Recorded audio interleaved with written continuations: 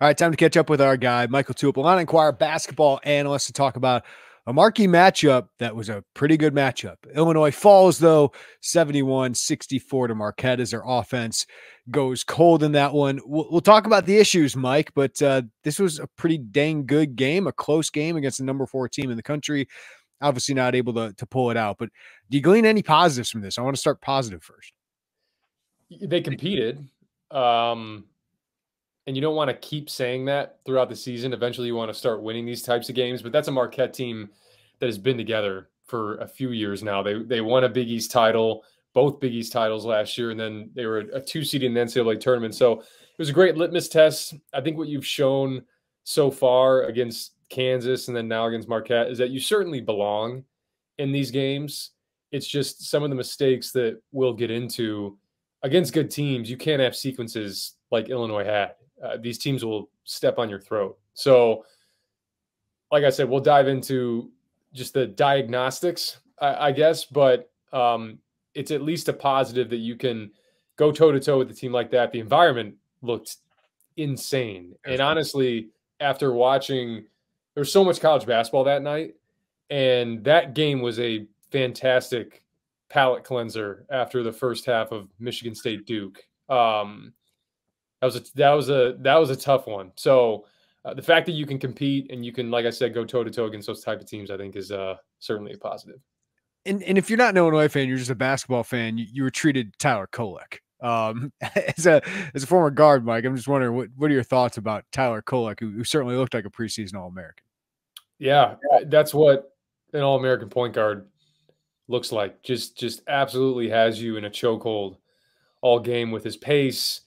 You know, I always say you're going to play at Tyler Kolek's pace, whether you like it or not. To me, it's very reminiscent, and they have somewhat different games, but Fred VanVleet's the same way. Yeah. These guys that are kind of undersized. Kolek's not. I wouldn't say he's undersized. I think he's bigger than people give him credit for, but he competes, man.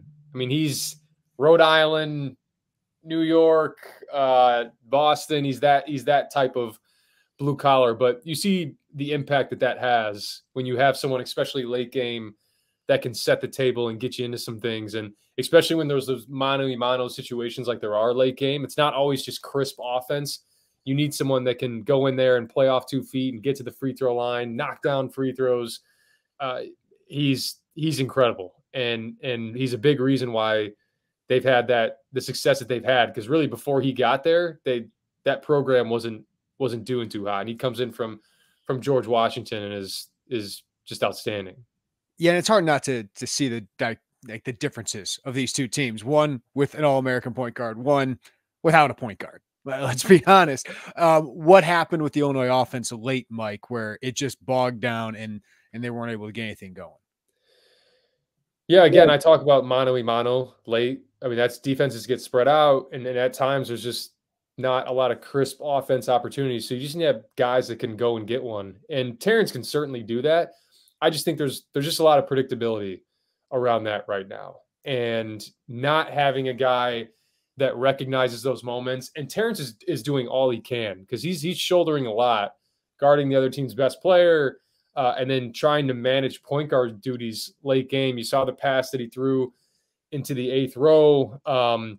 And then on top of that, just clock stuff. I mean, it felt like there was a sense of urgency issue when they needed a score late. They were down 6, and it was like dribbling the ball up 40% up the court. And part of that is I think Terrence was tired, man.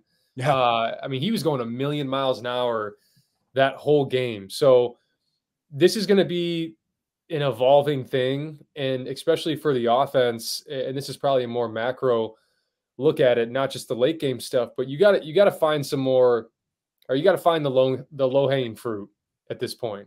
And you don't need to overhaul anything. You don't need to make wholesale changes to your offense or what you do. You just need to do what you're doing better. And the 2 things that I'm seeing right now, really 3 things. One, there are too many guys coming off of ball screens with no intention to do anything. Like literally it's, hey, I got a ball screen getting set for me. I'm going to take 2 dribbles off of it and then swing it. And that's not doing anything for your offense. And then especially late game where you don't have a Dane Dangen, you don't have like a true 5-in, so you do a lot of 5-out stuff. And if you're not going to move and cut in 5-out, it becomes really hard to execute offense. I think I've talked about this before, where you think about 5-out and how there's all this space with 5-out, but if you don't move and you don't cut, you're actually putting 5 defenders on the perimeter to clog gaps. Like it is actually harder to drive 5-out than it is 4-out, 1-in, because there's more guys clogging those gaps. So that's one. Two, or I guess that's 1 and 2. That coming off the ball screens with aggression. Domask was a huge culprit of this, and I think he started to figure it out a little bit in this game, but even had some moments late where it's like, you're not going anywhere off these balls. They don't want to be a ball screen team. Yeah. They don't. But you kind of have to be a ball screen team if you're not going to move and you're not going to cut. So those are two pretty big key components to offense. And then the third thing that I'll mention as well is that when Coleman's in there at the 5, and this is late game stuff too, everything is pick and pop right now. And even if you don't feel like you're going to get a just rim run off the roll layup, you have to roll on occasions. Because if you don't roll on occasions, you're not giving any opportunity for these tag men that are on the weak side to pull in. If everything is pick and pop, then everything starts going east-west, and there's no shifting of the defense. There's no over-helping potentially or honoring you on a roll. When teams are going to hard hedge or they're even going to be up to the level, Coleman's got to slip out to the back. He's just got to mix in more of those, because then maybe that pulls in the weak side guy. Now you get a skip to Luke Goode. Now you get a skip to Domask. Maybe it's a skip to a non-shooter in Ty Rodgers, but he can attack a long closeout. It's just better offense. So there, like I said, there doesn't need to be wholesale changes to what they do. They just need to do what they're doing better. Through 3 games, Coleman Hawkins averaging 4.7 points on 31% shooting, 3 turnovers. What are you seeing out of Coleman? What do they need out of Coleman? He looks like a guy that is, I don't know, I go back and forth. Sometimes he looks like he's processing a lot, and sometimes he just looks like he's not focused. And look, I guess there are some changes for him this year. One, you're dealing with a new team and new personnel around you, but also he's probably playing more drop coverage defensively than he has in the past few years. Definitely more than last year. And there's times he's bailed out of drop coverage. But all that to be said, he's still been a part of some pretty incredible possessions on both ends. He just needs to be smart. Like, these whip passes across his face. I mean, he had a really good hook pass to start the game to Domask for the 3 in the corner. That's fine. But the stuff at the top of the key, when you have all the defense in front of you and you're trying to whip pass across your face, thread needles, you just limit those. You just have to limit those. And if you do that, maybe that saves you 2 turnovers per game and 2 less runouts that the other team gets. He's such an important part of what they do.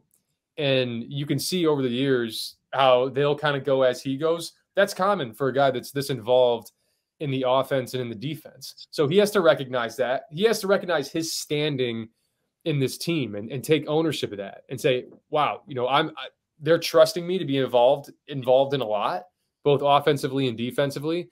And I got to step up and rise to the occasion, because him making those mistakes as more like a marginal guy or a guy that's just kind of in every now and then, right? You can work around that. But if he's going to be this much of a focal point of what they do, you can't have those mistakes as a 4th-year guy.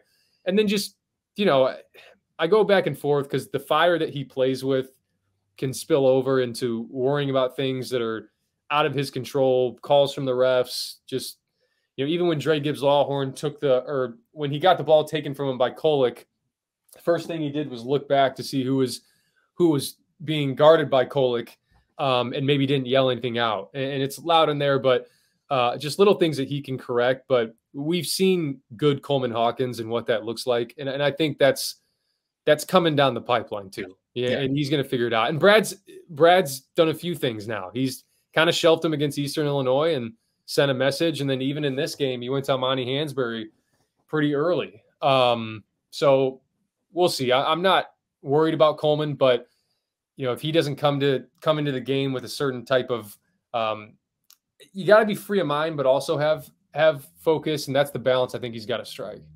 Marcus Domask, 18 points in this one. We saw it against Kansas, what he's capable of.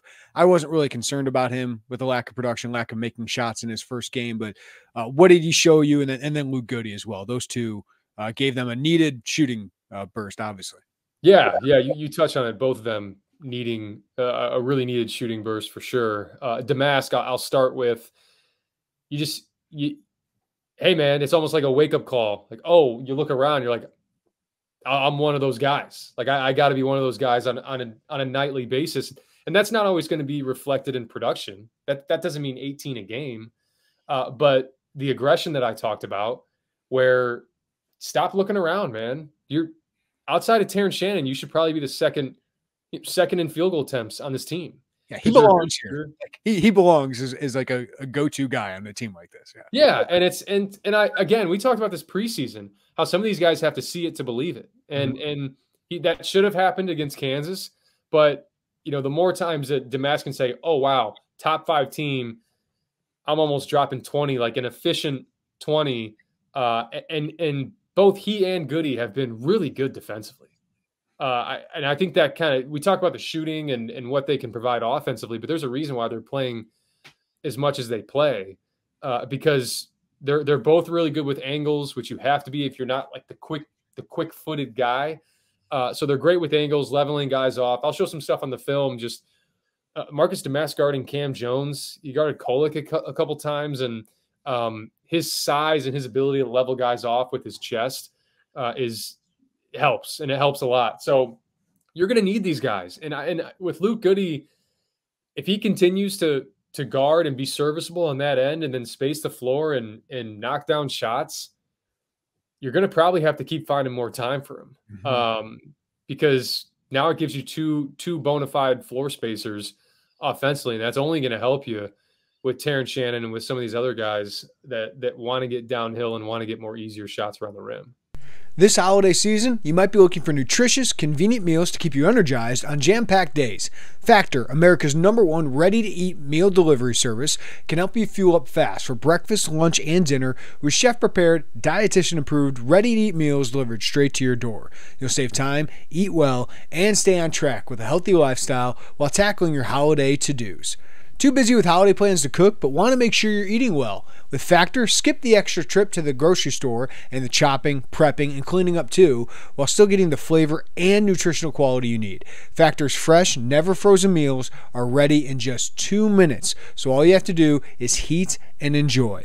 This holiday season, get Factor and enjoy eating well without the hassle. Simply choose your meals and enjoy fresh, flavor-packed meals delivered right to your door. Ready in just 2 minutes, no prep, no mess. So head to factormeals.com/Illini50 and use code Illini50 to get 50% off. That's code Illini50 at factormeals.com/Illini50 to get 50% off.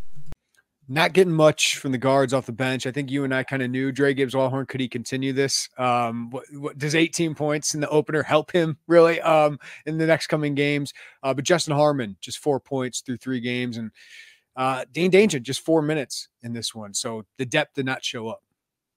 No, and this was going to be a short rotation in this game anyways. There was just a select few number of guys that were capable of playing in this game. That's no disrespect to the guys that didn't play. It's just, different games call for different personnel. So, going down the bench, Dre Gibbs-Walhorn, not every game is going to be Eastern Illinois. I think we all knew that. Yeah. Right. But I do think they're going to keep giving him opportunities because you can tell there's something there.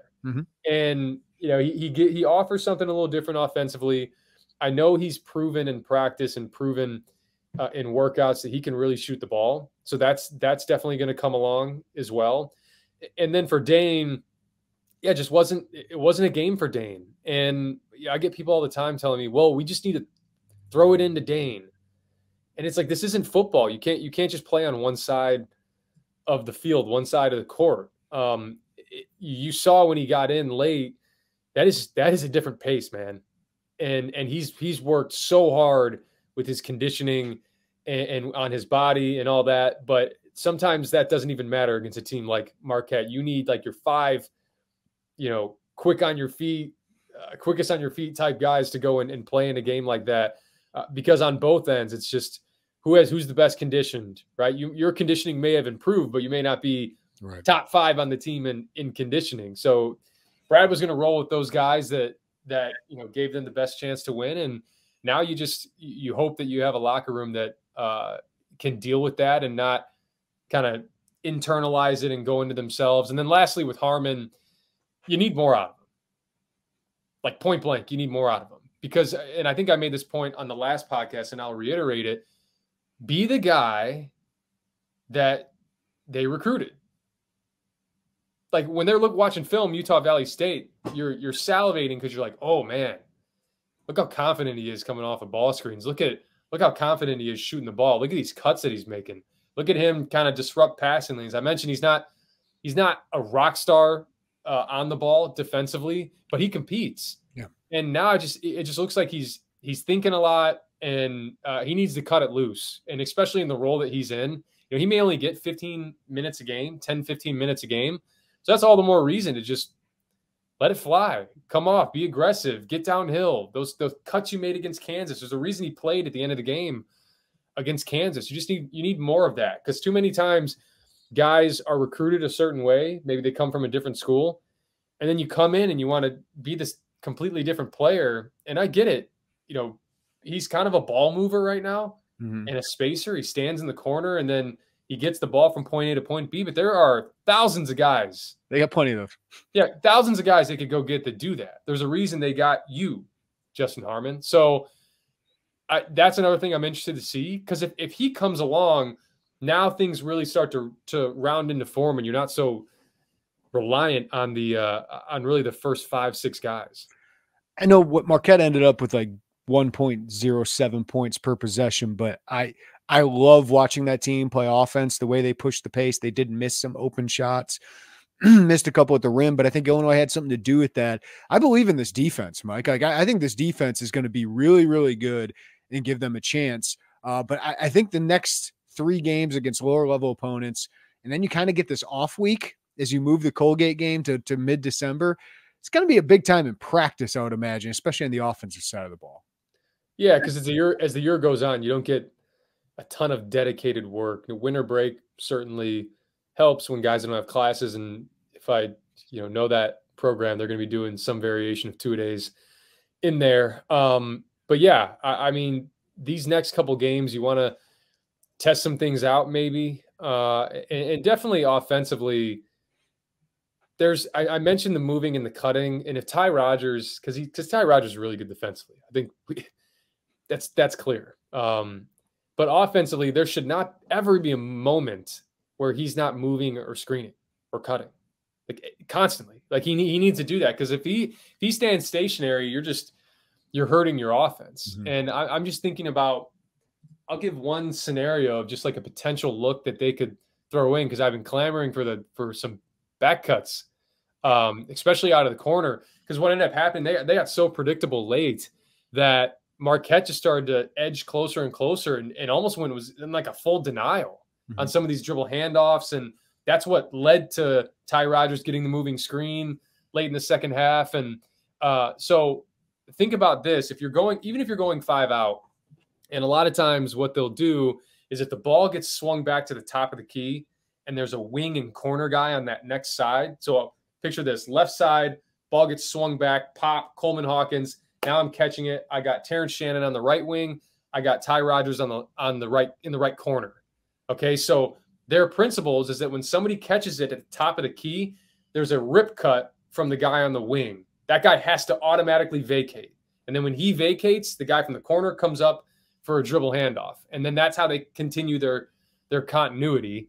Why not mix in a scenario where if you want to utilize the attention that Terrence Shannon brings and the cutting that Ty Rodgers has, that same structure, I get it if I'm Coleman. Now I'm going into a dribble handoff with Terrence Shannon, and all eyes are on Terrence because all they see all game is him coming off the screen. Maybe I keep it. Mm-hmm. And if you keep it, now you have a cleared side, and now it's boom, back cut from Ty Rodgers. Like those type of variations, they have to play that game, and Coleman's smart enough to do that stuff. Like, hey, they're all keyed in on Terrence. All right, I'm keeping this one. Or maybe I'm keeping it and going to the lane. Maybe we have Goode in that right corner or Domask in that right corner. We got a shooter. They're glued. I keep this. I get downhill, and maybe we get, a drift pass. We get the ball moving around, and there's just more quality looks. So I know that's a tangent, but that's examples like I'm talking about of just better offense, less predictable offense, because some of that is what Brad Underwood's doing. It's, hey, here's the template, here's the continuity. You got to play out of it. You can't run the same continuity the whole entire game. That's how these defenses get a beat on it. Yeah. Do you think, I've heard people, does Underwood need to run more sets, or is this just what the team is without landing the point guard that they wanted? They could definitely run more sets. I think what they have to mix in, and they don't have the personnel of a Marquette, so they can't play that fast, that frequently, but they are going to have to play quicker, I think. And maybe that's finding some more like secondary transition quick hitters, because this continuity that they're running right now, it can be hard at times, because if you're getting over half court at 23, now you get into this continuity. Now it's 14, 13. And if you don't get something off one of those dribble handoffs or ball screens, now 8, 7, 6, and you're getting close to hoist time. So that's something I think that they could potentially mix in. But you also, they scrapped what they were doing last year, and you don't want to have to do that again. So I like the continuity that they're running. These guys just have to play just smarter on that end and thinking the game more. And you just can't be robots, especially in 5 out. You're a robot in 5 out and you're standing, your offense is screwed. You're not going to get any type of lanes to drive. So yeah, I mean, we'll see what type of changes are made, but I don't expect a ton. They just need to play a little bit smarter. Valparaiso, Southern, teams that Illinois should handle pretty easily here, Mike. Obviously, you got to bring it, but what do you want to see? Like, what would give you a little bit a better feeling about this team heading into the middle of early December, where it gets real interesting here? Yeah, I mean, I'll keep beating the drum, just the movement and cutting. For some reason, and Oakland ran a funky zone, so that's a little bit unique. But the movement and cutting was the best so far against Kansas. And I saw more movement and cutting in that game than I did in the next 3 games. So definitely that. But again, these non-conference games too, it's going to be a personnel game as well. Like, you're probably going to see a lot of Dane Danger in these next 3 games. So what I'm looking for is, hey, after playing 4 minutes or whatever Dane played, are you good, right? Are you good mentally? Because in these type of games, we still need to count on you because we have an advantage inside. You didn't really have an advantage inside if you're them. And I want to see them finish around the rim better. I mean, there's just too many times, I was on post-game radio and people were calling in and they're like, we need to throw it in and get Marquette's shooting shots around the basket and this and that. And it's like, Illinois is getting shots around the basket. They're just not converting. I mean, how many times? I mean, Terrence missed 2 or 3 point blank layups. And yeah, they're 8 of 16 at the rim. 8 of 16. Yeah, that's not good. That's not good. And this is a team that over the years has been pretty solid as a 2-point finishing team because they don't shoot a lot of mid-range shots. But Ty Rodgers missed a few. Ty Rodgers passed out on one. I shouldn't say passed out. He might as well have passed out on that kick out to Domask. But yeah, just more, and that's a toughness thing. Like, you just finish the play. And sometimes I don't think, for a guy that was like my size, I had to try all these like quick finishes because I wasn't going to be able to like work out down there. These guys are big. Like, these are big guards. And it was always somewhat of a gripe that I had with Ayo. If I was going to have one gripe with Ayo, it's how often he played off of 1 foot. Yeah. And Terrence, it's the same thing. Like, dude, you are 6'6", 220. He's a tight end. Yeah.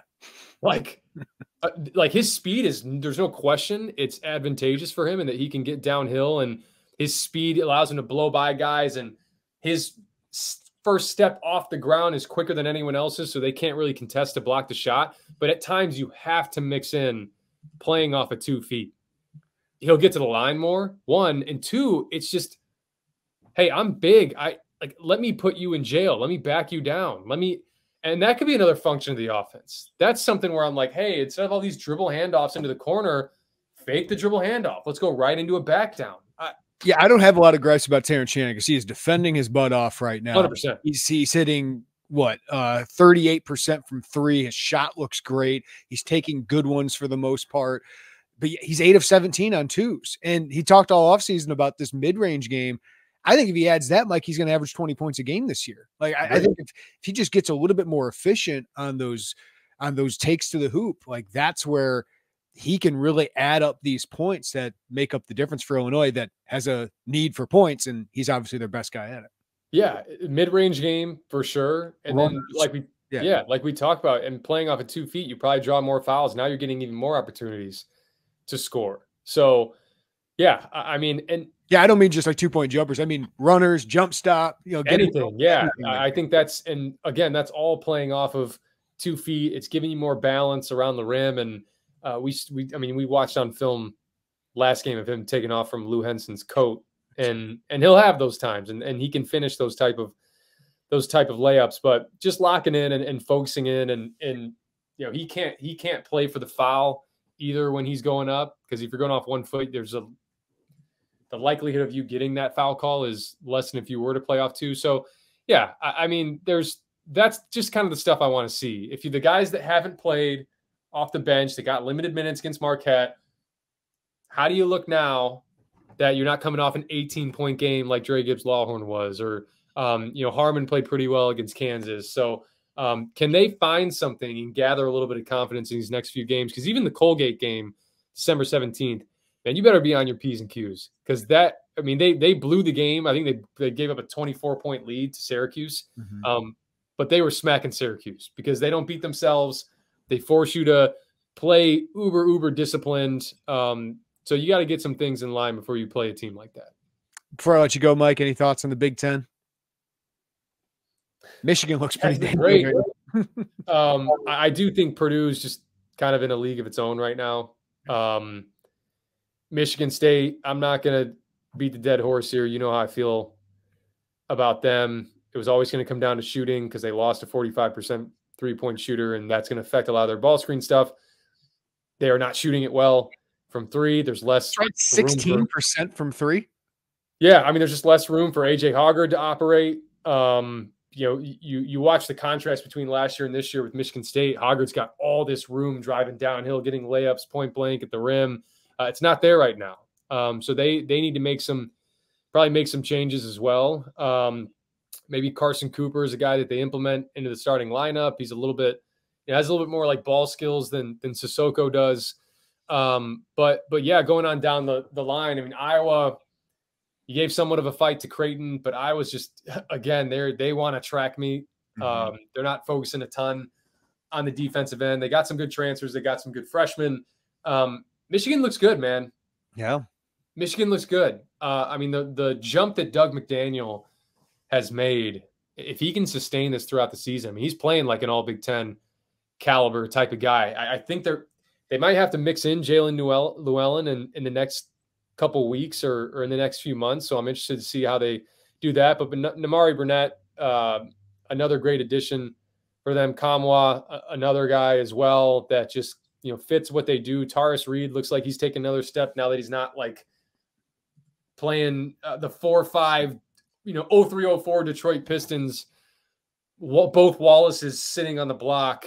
Reed has a little bit more room to operate. So those are a couple of teams, and maybe I'm forgetting some that have definitely stuck out. I know Nebraska's undefeated right now. They haven't really gotten a true test, but they've taken care of business. And then the Hoosiers play Wright State Raiders tonight. 9.5-point favorites, which is somewhat surprising. Wright State's got a couple guys that can really, really go. And Indiana's played some close ones. Yeah. Against Army, against Florida Gulf Coast. So they definitely have some things to figure out because their offense hasn't looked great. And we'll see if Kello Ware can keep things up. Yeah, I would think Michigan is the surprise good. Maryland, the surprise struggle for me. 1 and 2 with losses to Davidson and UAB. I didn't see that coming. No, and Davidson, again, Davidson's very similar to Colgate, where if you're not disciplined, they'll go and beat you. But UAB, they don't even have Jelly Walker anymore. So I'm not sure what to make of that, but definitely a disappointing start for them. We'll see once conference play rolls around if they can figure things out. I know they're one of the teams you felt like brought back a few guys, and then even the guys that they added, some talented freshmen, and then Jordan Geronimo was a guy that you thought could just kind of be plug and play for them. But with Jameer Young and Dante Scott and Julian Reese, there's enough familiarity there where you shouldn't be dropping these early non-conference games. So we'll see once these teams are really tested. I mean, I think Minnesota plays Missouri tonight, I believe. So, and Maryland's got Villanova on Friday night. And so Villanova just dropped one to Penn, I think. Right. So, man, I mean, if they lose by 10 to 15 to Villanova, I mean, that's not your, I shouldn't say not your father's, it's not your older brother's Villanova, this time around. So, yeah, man, I'm interested to see how things play out because again, I think Purdue's just in a league of its own, and because that guard play has been tremendous. I mean, think about this Illini team with Braden Smith. Yep, sure could use one of those right now. That dude can go, man, and he's keying a lot of what they're doing beyond just Zach Edey. So I'm interested. I mean, we're getting into that weird time of the year where you get a glimpse of Big Ten play in those early December matchups, but yeah, man, it's always a physical league. It's a great league, and we'll see if anybody can knock off Purdue. Yeah, I agree with you. Mike LaTulip, you're the goods man. Always appreciate the insight. We'll talk to you next week. Appreciate it, man.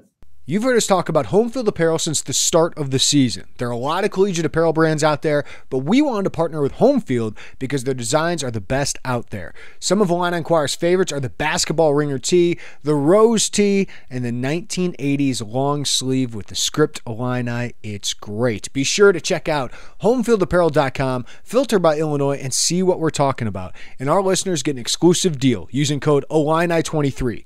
Using that code Illini23 gets you 15% off your first order. We all know you're wearing Illini gear, so if you're in need of a refresh, we really think that you should check out Home Field Apparel, which has the best designs, and these shirts, guys, are really comfortable. Their designs are super unique, and a lot of thought goes into each concept. There's really nothing else on the market like what Home Field is doing. You can find them at homefieldapparel.com and use code Illini23 for 15% off your first order at homefieldapparel.com. This episode of the Illini Inquirer podcast is presented by Underdog Sports. We see a lot of you are downloading Underdog Sports, using the promo code, and having fun, which we love to see. If you haven't already checked out Underdog Sports, be sure to do so. It's super easy to use. You go on the app, go pick whether favorite players will have a higher or lower stat total than what is listed. For example, Travis Kelce, he's very popular these days. If his number is set at 50 receiving yards, and you know Taylor Swift is in the house, you may feel confident he's going to go way higher than the number. Do that with 2 to 5 different players and you're in business. If you go 5 for 5, you can 20x your money. So sign up today with promo code Illini and get your first deposit doubled up to $100. Visit UnderdogFantasy.com or find them in the App Store. And don't forget to register with promo code Illini to get your first deposit doubled up to $100. There are a lot of fantasy companies out there, but we decided to partner with Underdog because it's the easiest place to play fantasy sports. It's also the fastest growing fantasy app in the industry. You must be 18 or older and present in a state where Underdog Fantasy operates. Terms apply. Concerned with your play? Call 1-800-522-4700 or visit www.ncpgambling.org.